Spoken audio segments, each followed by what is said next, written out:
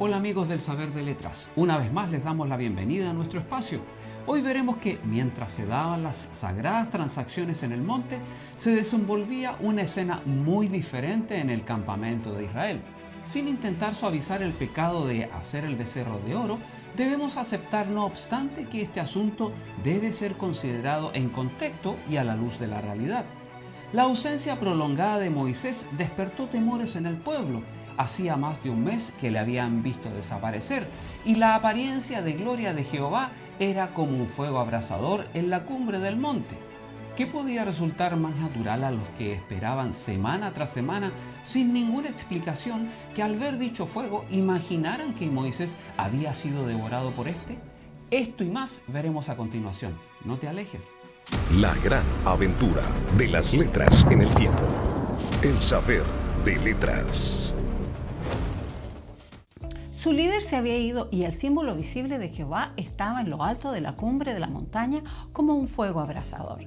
Debían tener otro líder, este sería Aarón, pero también necesitaban otro símbolo de la presencia divina. En sus pensamientos carnales se les ocurrió solo uno además del que ya conocían. Era el apis egipcio, quien, en forma de becerro, representaba los poderes de la naturaleza.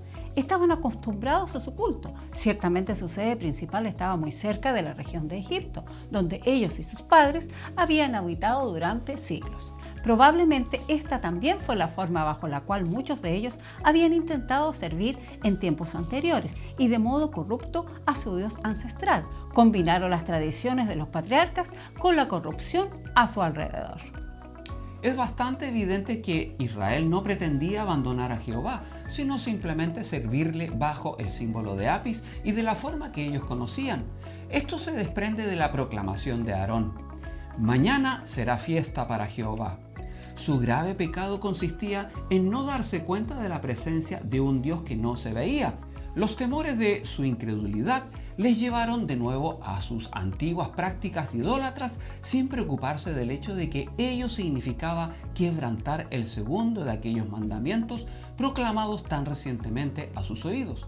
Algunos comentaristas han intentado suavizar la falta de Aarón, suponiendo que al pedir los adornos de oro para hacer el becerro, esperaba poder cortar con la vanidad y la codicia de ellos y así alejarlos de su propósito pecaminoso.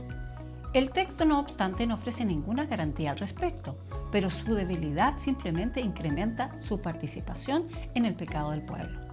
Esto se ve en la posterior confesión de Aarón a Moisés, que es el hecho más humillante que se registra en todo este relato. Tal vez fue bueno que Aarón, antes de ser nombrado sacerdote y todos los demás tras de él, experimentaran la evidencia de la ineptitud y la falta de valores naturales, a fin de que así se manifestara más claramente el carácter propio del Dios verdadero, a diferencia del culto pagano. Mientras Israel se dedicaba a actuar en el campamento según las típicas licenciosas danzas y orgías que acompañaban tales fiestas paganas, Moisés también tenía que pasar por una prueba más. Dios mismo había informado a Moisés acerca de la rápida apostasía de su pueblo con las siguientes palabras: Ahora pues, déjame que se encienda mi ira en ellos y los consuma, y de ti yo haré una gran nación.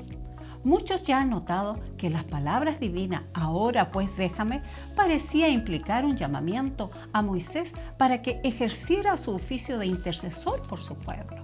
Además, también se ha comentado que la oferta de hacer a Moisés una nación todavía mayor que Israel era en cierto sentido una tentación, o mejor, una prueba de la singularidad de los propósitos y de la fidelidad de Moisés para con su misión. Sabemos que Moisés soportó íntegramente esta prueba, perseverando e intercediendo con éxito por Israel ante su Señor. Pero hay un punto que no ha sido suficientemente tocado por los comentaristas. Nótese que cuando al anunciar la apostasía de Israel, Dios no se refirió a ellos como su propio pueblo, sino como el de Moisés. Tu pueblo que sacaste de la tierra de Egipto, les señala. Frente a esto, vemos cómo Moisés en su intercesión suplicó con el argumento que Dios le diera. Insistió muy de corazón sobre el hecho que Israel era el pueblo, puesto que su liberación de Egipto había sido realizada totalmente por él. empleó 3 argumentos especiales con Dios, y estos 3 argumentos pueden servir de ejemplo para todos los tiempos en nuestras súplicas pidiendo perdón y restauración después de la debilidad y las caídas. Esos argumentos fueron: primero, que Israel era propiedad de Dios y que sus tratos en el pasado lo habían demostrado. En segundo lugar, que la propia gloria de Dios estaba implicada en la liberación de Israel ante el enemigo. Y en tercer lugar, que las promesas de gracia de Dios fueron pronunciadas para la salvación de ellos. Dios nunca rechazó aceptar tales súplicas. El saber de letras. Ya al final de nuestro programa, es interesante concluir que en ocasiones Dios nos presenta ciertas condiciones esperando que actuemos de una determinada forma para cumplimiento de sus propósitos, como lo hizo con Moisés. Y Dios siempre espera que respondamos en base a los principios que Él mismo nos ha entregado. Gracias una vez más por acompañarnos en este interesante viaje de las letras en el tiempo. No dejes de suscribirte si aún no lo has hecho y dejarnos un me gusta si lo deseas. Un abrazo y hasta pronto. Adiós, amigos.